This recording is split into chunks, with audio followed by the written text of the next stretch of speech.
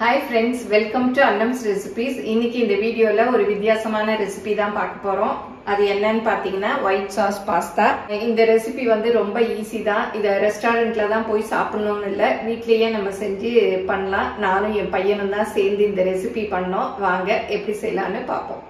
நீங்களும் சுவையாக சமைக்கணுமா? எங்கள் மசாலா பொடிகளை யூஸ் பண்ணி பாருங்கள். அதெல்லாம் வாங்கணுன்னா ஸ்க்ரீனில் வர்ற வெப்சைட்டுக்கும் வாட்ஸ்அப் நம்பருக்கும் போய் ஆர்டர் பண்ணிங்கன்னா நீங்கள் வேணுங்கிறத வாங்கிக்கலாம்.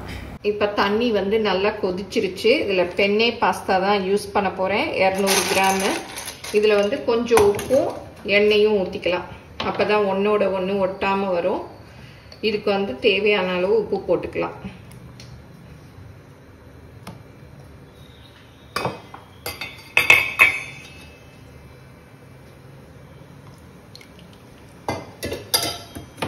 இப்போ பாஸ்தாவை போட்டுடலாம்.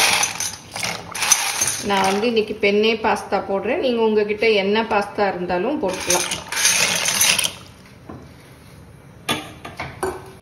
இப்போ பாஸ்தா வெந்துருச்சான்னு பார்க்கலாம். நல்லா வெந்துருச்சு. இப்போ ஒரு டம்ளர் பச்சை தண்ணி ஊற்றிட்டோன்னா அந்த குக்கிங் ஸ்டாப் ஆயிரும். இது அப்படியே நல்லா வடிகட்டிக்கலாம். அடுப்பை ஆஃப் பண்ணிட்டேன். இப்போ ஒயிட் சாஸ் பாஸ்தாக்கு தேவையான பொருள் என்னென்னு பார்த்துக்கலாம். நான் வந்து வெங்காயம், பச்சை குடமிளகா, கார்ன், ஸ்வீட் கார்ன் எடுத்திருக்கேன். நீங்கள் எந்த கலர் குடமிளகா இருந்தாலும் எடுத்துக்கலாம். அப்புறம் ப்ரொக்கோலி, கேரட், இந்த வெஜிடபிள்ஸ்லாம் எடுத்திருக்கேன். நீங்கள் உங்களுக்கு என்ன வெஜிடபிள்ஸ் தேவையோ அதை எடுத்துக்கலாம். இது வேக வச்சு வச்சுருக்கேன். 3 கியூப் சீஸ் எடுத்திருக்கேன். நீங்கள் பார்மசான் சீஸ் வச்சுருந்தீங்கனாலும் அதை யூஸ் பண்ணிக்கலாம். ஒயிட் சாஸ்க்கு வந்து மைதா வந்து 3 டேபிள் ஸ்பூன், அப்புறம் பட்டர், அப்புறம் பால் வந்து ஒரு 400 ml கிட்ட எடுத்துக்கலாம். அப்புறம் வந்து சீசனிங்க்கு மிளகுத்தூள், சில்லி ஃப்ளேக்ஸு, அப்புறம் வந்து ஆரிகானோ இருந்தாலும் எடுத்துக்கலாம். நான் வந்து பீஸா சீசனிங் எடுத்திருக்கேன். அப்புறம் சால்ட்டு. இப்போ எப்படி செய்யலான்னு பார்ப்போம். மெயின் இன்க்ரீடியன்ட் பூண்டு சொல்ல மறந்துட்டேன். ஒரு 4-5 பல்லு பூண்டு எடுத்து இந்த மாதிரி தோல் உரிச்சிட்டு சின்ன சின்னதாக ஃபைனாக கட் பண்ணிக்கணும். இப்போ ஒரு 2 டேபிள் ஸ்பூன் அளவு பட்டர் போட்டுக்கலாம்.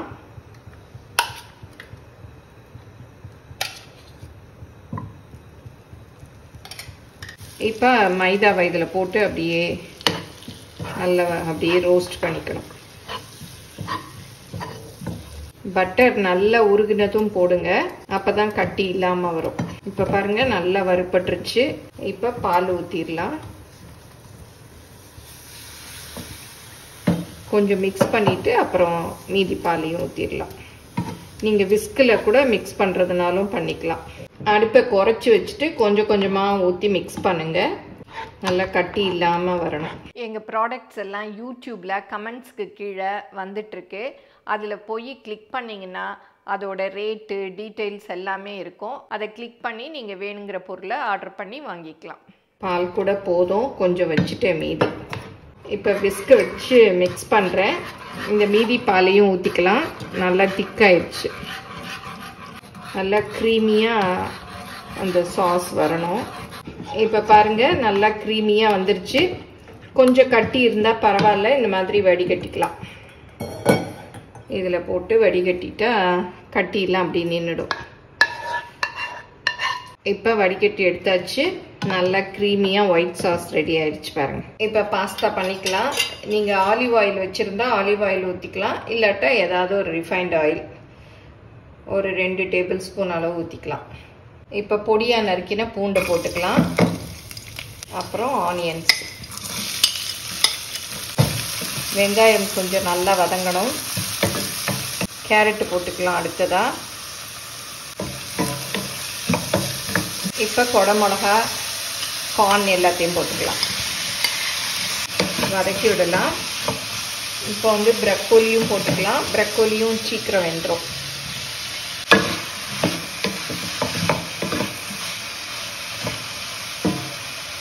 இப்போ இந்த காய்க்கெல்லாம் தேவையான உப்பு போடலாம். நம்ம பாஸ்தாக்கு போட்டிருக்கோம், அதனால இந்த காய்கறிகளுக்கு தேவையான உப்பு போட்டுக்கலாம்.